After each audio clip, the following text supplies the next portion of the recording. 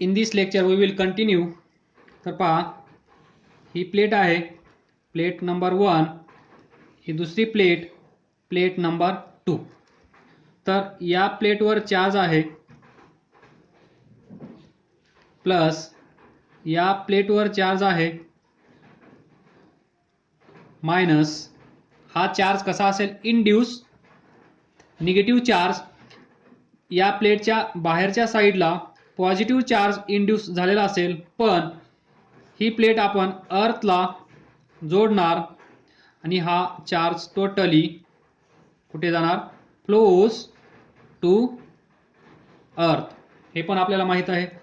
या दोन प्लेटमधलं डिस्टन्स डी आपण कन्सिडर केला आहे. त्यानंतर इनिशियल कंडिशन्स आपण कन्सिडर केले आहेत.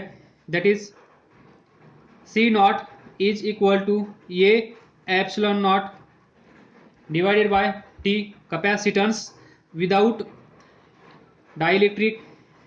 Then E not electric field without dielectrics.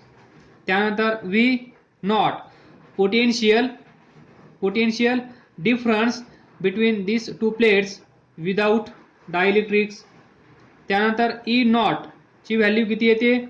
E not that is electric field intensity without dielectrics किती असेल? E not is equal to V not upon D किंवा V not is equal to E not into D.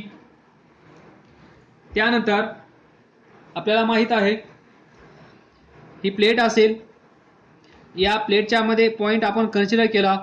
He plate plus charge वाली असेल, ही plate negative charge carry करत असेल, तर या पॉइंटला या चार्जमुळे, या पॉइंटला या चार्जमुळे इलेक्ट्रिक फील्ड प्रोड्यूस होतं. तर या चार्जमुळे या डायरेक्शनमध्ये, या चार्जमुळे याच डायरेक्शनमध्ये, म्हणजेच due to this plate electric field is sigma upon 2 epsilon naught. Due to this plate sigma upon 2 epsilon naught. Total किती येईल? Sigma upon 2 epsilon not is the electric field due to both the plates. हे पण आपण पाहिलं. तर E not is equal to किती आली? E not is equal to, sorry इथे 2 नसेल, सिग्मा अपॉन एप्सिलॉन नॉट. हे आपल्याला माहित आहे, लिहिलं आहे इथे. Okay, no problem. Then where sigma is surface charge density. Surface charge density तुम्ही फुल लिहा. Then let T be thickness of dielectric slab. तो कुठे आहे? तर पहा, हा असेल डायइलेक्ट्रिक स्लॅब. आणि याच्यामध्ये काय घडतं हे तुम्हाला चांगलं माहित आहे. हे मटेरियल असेल, म्हणजेच डायइलेक्ट्रिक स्लॅब असेल.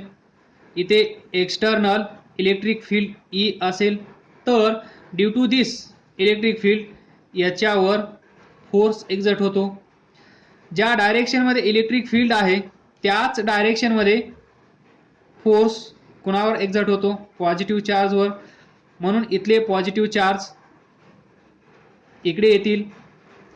निगेटिव्ह चार्जवर या इलेक्ट्रिक फील्डमुळे फोर्स एक्झर्ट होतो, पण तो या डायरेक्शनमध्ये, म्हणून निगेटिव्ह चार्ज इकडे येतील. तर ही सिच्युएशन कशी असेल? निगेटिव्ह चार्ज या साईडला येतील, पॉझिटिव्ह चार्ज या साईडला येतील. याला आपण म्हणतो पोलारायझेशन. म्हणजेच हा चार्ज असा तयार होईल, इथे असेल मायनस, इथे असेल प्लस. हा फोर्स या डायरेक्शनमध्ये, हा फोर्स या डायरेक्शनमध्ये, आणि प्लस मायनस, मायनस आणि प्लस एकमेकांना अट्रॅक्ट करतात.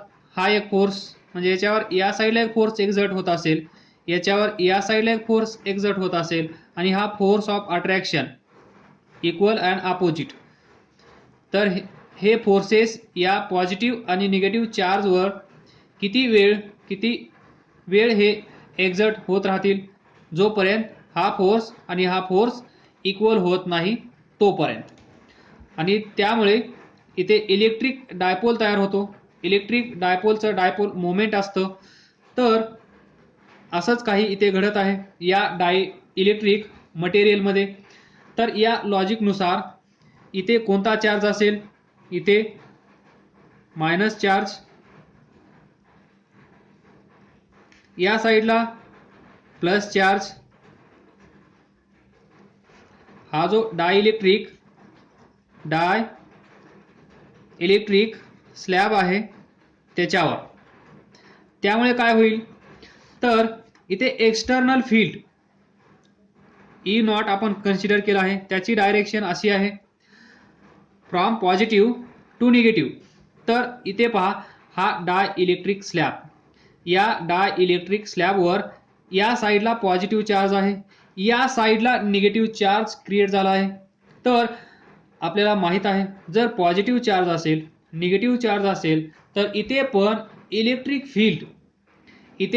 इलेक्ट्रिक फील्ड तयार व्हायला पाहिजे, बरोबर. हे जे चार्जेस आहेत, हे इंड्यूस झालेले चार्जेस, इथे प्लस इथे मायनस, याला आपण म्हणतो इंड्यूस चार्ज. कसला चार्ज?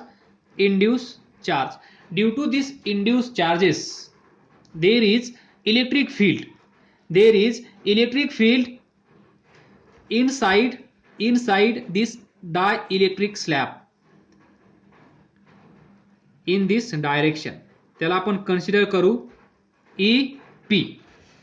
तर आपल्याला माहित झालं इथे E नॉट लेफ्ट, तर पहा E naught left to right आहे, EP राईट टू लेफ्ट आहे. म्हणजे डायरेक्शन दोघांची एकमेकांना अपोजिट आहे. External electric field directed from positive plate that is P1 to negative plate that is P2, and inside this dielectric slab it is directed from positive to negative, that is from right side to left side, and this field is in opposite direction with this E naught. तर याचा effect काय होईल, तर पहा याचा effect असा होईल, तुम्हाला माहित आहे. परत आपण इथे एक पॉइंट कन्सिडर करू शकतो. या पॉझिटिव्हमुळे या डायरेक्शनमध्ये फील्ड, या निगेटिव्हमुळे त्याच डायरेक्शनमध्ये फील्ड. तर दोघांची डायरेक्शन एक असल्यामुळे हा EP इथे आला आहे. आणि याची व्हॅल्यू किती असेल, तर इलेक्ट्रिक फील्ड EP किती असेल, sigma divided by epsilon naught. इथे सिग्मा काय असेल, sigma P divided by epsilon not. P म्हणजे काय, P पोलारायझेशन, P इज पोलारायझेशन. हा लक्षात ठेवा. मायनस प्लस पोलारायझेशन म्हणल्यानंतर म्हणजे सरफेस चार्ज डेन्सिटी ती किती असेल पहा. इथे प्लस Q आहे, इथे मायनस Q आहे, तर इथे plus QP polarisation, induce charge due to polarisation, इथे मायनस Q पोलारायझेशन. तर हा जो डायइलेक्ट्रिक स्लॅब आहे त्याच्यावर किती चार्ज आहे, Q. याच्यावर किती चार्ज आहे, Q. तर चार्ज सेम आहे, प्लस मायनस मायनस प्लस. तर म्हणून इथे आपण लिहिला sigma P for polarisation. we know that sigma p is equal to qp divided by area, that is charge per unit area. Charge per unit area म्हणजेच surface charge density. Surface charge density that is sigma P. तर इथून E P ची value किती येईल? Q P divided by A epsilon not ब्रॅकेटमध्ये sigma P is equal to Q divided by A. तर इथे पहा, हा जो डाय इलेक्ट्रिक स्लॅब आहे, तुम्ही तुमच्या फिगरमध्ये पहा ओरिजिनल. इथे एक प्लेट आहे, इथे एक प्लेट आहे, इथे ई पी या डायरेक्शनमध्ये आहे, ई नॉट या डायरेक्शनमध्ये आहे. तर net we can consider net electric field, the net electric field inside the dielectric slab किती असेल फाइंड करू शकाल? आपण कन्सिडर करूया नेट इलेक्ट्रिक फील्ड ई किंवा E net is equal to किती असेल? याची डायरेक्शन पहा, ई नॉट या डायरेक्शन मध्ये आहे, हा या डायरेक्शन मध्ये आहे. आणि एक गोष्ट लक्षात ठेवा, गोष्ट म्हणजे काय? तर डायइलेक्ट्रिक स्लॅब जो आहे त्याच्यामध्ये जी इलेक्ट्रिक फील्ड तयार झाली आहे दॅट इज ई पी, ही कमी असते ई नॉट पेक्षा. Original electric field E not that is external electric field E not, याच्यामुळे या डायइलेक्ट्रिक स्लॅबमध्ये एक नवीन इलेक्ट्रिक फील्ड तयार झाली, एक्स्ट्रा इलेक्ट्रिक फील्ड तयार झाली असं आपण म्हणू शकतो. ही तयार झालेली एक्स्ट्रा इलेक्ट्रिक फील्ड ही कधीही या ई नॉट पेक्षा कमी असते. That is E P is less than E not, हे लक्षात ठेवा. तर इथे पहा, ई इज इक्वल टू काय येईल? मग ई नॉट जास्त आहे हे आपल्याला माहित आहे, मायनस ई पी होईल. आलं लक्षात? Net electric field inside the dielectric slab. हा जो डाय इलेक्ट्रिक स्लॅब आहे याच्यामध्ये जी इलेक्ट्रिक फील्ड असेल ती किती असेल? एवढी, दॅट इज ई. तर from this E is equal to E not common घ्या, 1 minus E P divided by E not, बरोबर. यालाच तुम्ही असं लिहा, ई नॉट ब्रॅकेटमध्ये E not minus E P divided by E not. त्यानंतर E is equal to E not divided by k, where E naught divided by E naught minus EP is equal to E naught divided by E naught minus EP. काय आहे? Net E is equal to K. हा जो ratio आहे E naught divided by E, म्हणजे E not म्हणजे original external electric field, E म्हणजे या dielectric स्लॅबमध्ये असणारी नेट, याच्यामध्ये असणारी ई पी आहे, पण नेट इलेक्ट्रिक फील्ड या डायइलेक्ट्रिक स्लॅबमध्ये किती आहे? तो ई म्हणजे हा, या दोघांचा रेशो म्हणजे के. आणि याच केला आपण म्हणतो dielectric constant.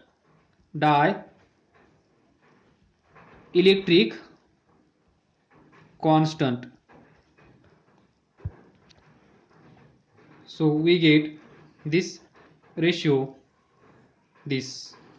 So E is equal to E naught by K. त्यानंतर पहा, now we know that what we know that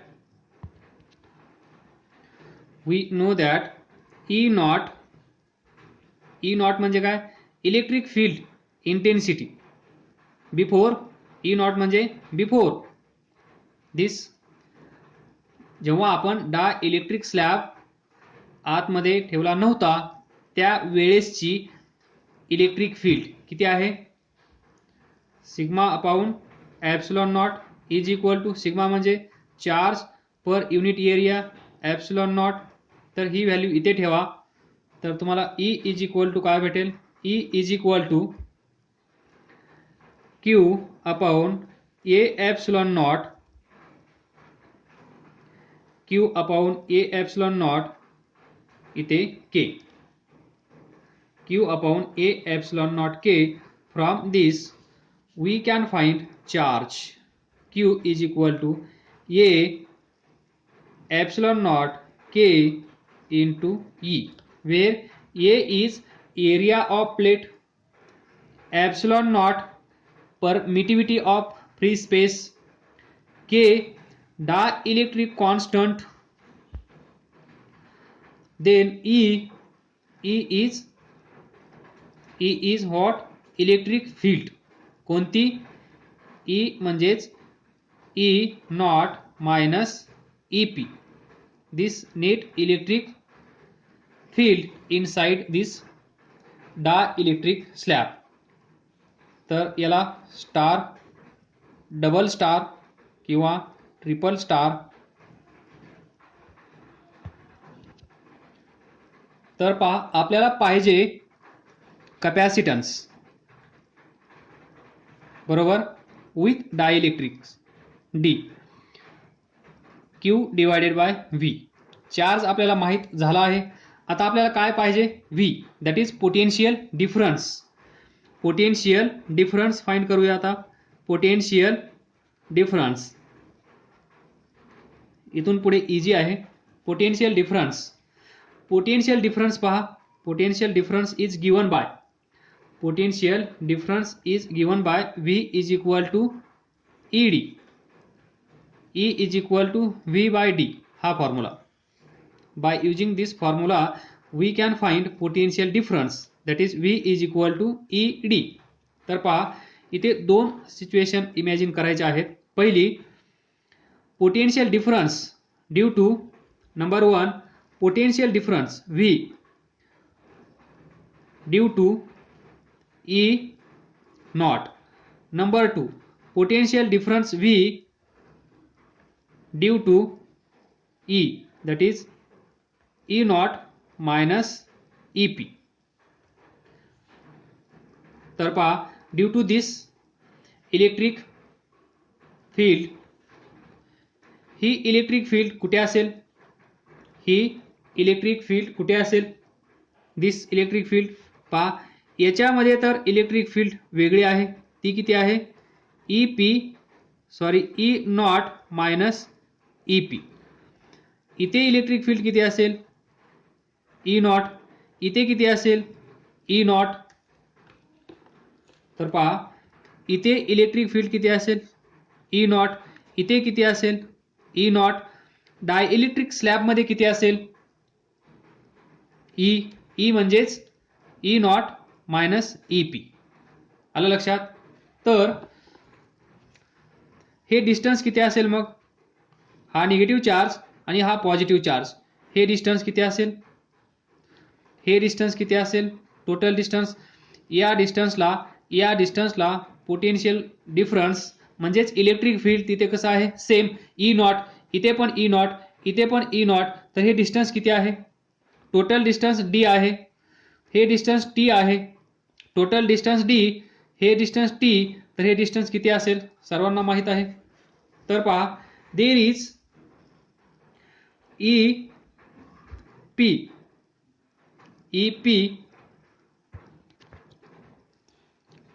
direct लिहूया, तर पहा potential difference V is equal to इथला पोटेन्शियल डिफरन्स हे डिस्टन्स किती असेल डी मायनस टी बरोबर. हा स्लॅब आहे, हे डिस्टन्स डी आहे, हे डिस्टन्स टी आहे. तर हे डिस्टन्स किती असेल डी मायनस टी. आलं लक्षात. मग डी मायनस टी साठी म्हणजे डिस्टन्स तुम्हाला भेटला डी. इलेक्ट्रिक फील्ड तिथे किती आहे, इथे किती आहे ई नॉट, इथे किती आहे E naught. So V is equal to V naught E not into D minus T. E not into D minus T इथलं इलेक्ट्रिक फील्ड. नाऊ याच्यामध्ये इलेक्ट्रिक फील्ड किती आहे, या डायइलेक्ट्रिक स्लॅबमध्ये किती आहे माहिती आहे, किती आहे ई प्लस ई. डिस्टन्स किती आहे हे टी. तर V is equal to E not D minus T plus E into T. हे जर तुम्हाला लिहिता येत असेल, समजला असेल तर डेरिव्हेशन इथेच संपला आहे. तर पहा इथून ई नॉट कॉमन घेऊया. तर D minus T plus E upon E not into T. तर तुम्हाला माहित आहे what is K. K is equal to E naught upon E. तर इथे काय आहे ई अपॉन ई नॉट. तर याला रिव्हर्स करा. E upon E not is equal to 1 upon K. पाठीमागे आपण हे पाहिलं आहे. इथे पहा E not D minus T plus T upon K. This is potential difference here in this parallel plate capacitor with dielectrics. त्यानंतर काय करू शकतो आपण ई नॉट. ई नॉट म्हणजे काय एक्सटर्नल इलेक्ट्रिक फील्ड किती आहे, एक्सटर्नल इलेक्ट्रिक फील्ड किती आहे Q upon A epsilon not. पाठीमागे जाऊन पहा Q upon A epsilon not ब्रॅकेटमध्ये D minus T plus T upon K. This is potential difference. Now we can find capacitance of capacitor on the introduction of dielectric slab becomes D लिहूया. D म्हणजे dielectric slab इथे add केला आहे is equal to formula काय main C is equal to Q by V. तर charge Q divided by V किती आहे Q by A epsilon not D minus T plus T upon K. पहा Q Q cancel, A epsilon not वर जाईल, A epsilon not divided by D minus T plus T upon K. This is capacitance of parallel plate capacitor with dielectric slab between the plates having dielectric constant K. जर हा जो slab आहे हा slab ज्या material पासून बनवला आहे त्याचा कॉन्स्टंट K म्हणजे हा K. तर दिस is capacitance of parallel plate capacitor with dielectric slab between the plates. लिहून घ्या इथे दिस इज कंप्लीट करा.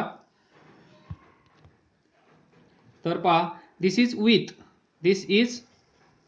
विथ डायइलेक्ट्रिक आणि आपल्याला माहित आहे C इज इक्वल टू आपण कन्सिडर काय केलं आहे C naught is equal to A epsilon naught. सुरुवातीला पहा A epsilon not divided by D is capacitance of same parallel plate capacitor without dielectric. हा with dielectrics आणि हा without dielectrics. तर इथे पहा, इफ डी हा ही प्लेट आहे, आपण डायइलेक्ट्रिक स्लॅब एवढा बनवला आहे. जर हा डायइलेक्ट्रिक स्लॅब मी असा बनवला, म्हणजे D distance between these two plates and thickness of this dielectric slab D is equal to T. आलं लक्षात? म्हणजे पूर्ण स्पेस या दोन प्लेटच्या मध्ये असलेला कशाने भरला? या डायइलेक्ट्रिक मटेरियलने. म्हणजेच जेवढी डिस्टन्स आहे या दोन प्लेट मधलं तेवढाच मोठा मी काय बनवला? एक डायइलेक्ट्रिक स्लॅब. इथे पहा, स्पेस सोडला होता आपण, हा स्पेस मी सोडला नाही, डायरेक्ट पूर्ण जागा भरून टाकली, पूर्ण स्पेस फिल केला. तर आपण काय लिहू शकतो? If distance between two plates is equal to thickness of dielectric slab, असं म्हणू शकतो का? जर असं म्हणू शकलो तर CD पहा, CD काय येतं? CD is equal to numerator A epsilon not divided by D is equal to T. D is equal to T काय होईल? D मायनस T किंवा T मायनस T, 0. हे पूर्ण 0 होऊन जाईल. इथे असेल D डिवायडेड बाय K. आलं लक्षात? याला सॉल्व करा, K वर जाईल, A epsilon naught K divided bye हा D. तर इथे पहा, दिस इज विथ डायइलेक्ट्रिक. आलं लक्षात? तर CD is equal to A epsilon naught K divided by D with dielectrics, किंवा इथे पहा C इज इक्वल टू हा normal A epsilon not divided by D without dielectrics. आलं लक्षात?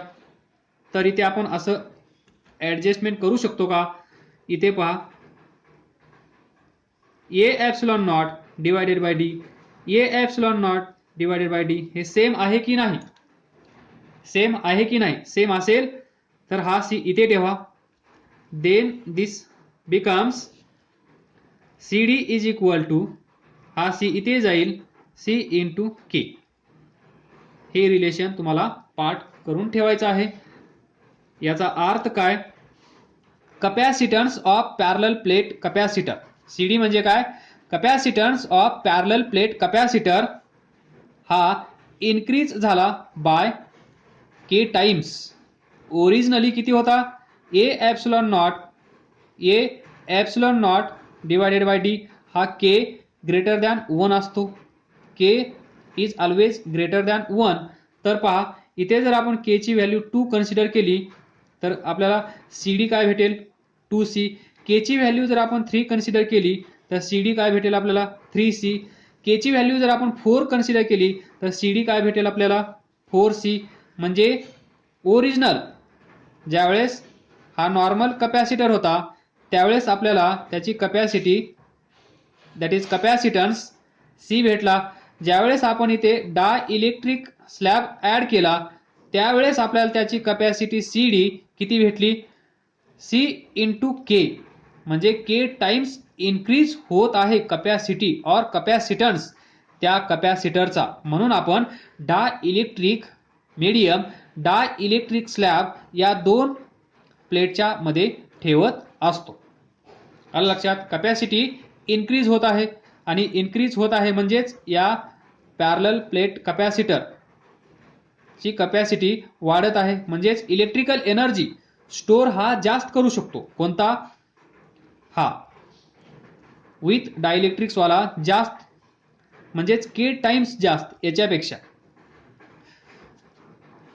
तुमच्या लक्षात आला असेल, मी विनाकारण खेचत आहे असं मला पण वाटत आहे. तर समजून घ्या. समजलं असेल तर चांगली गोष्ट, नसलं समजलं तर विचारा आणि अभ्यास करत राहा, पुढे जात राहा. All the best. थँक्यू.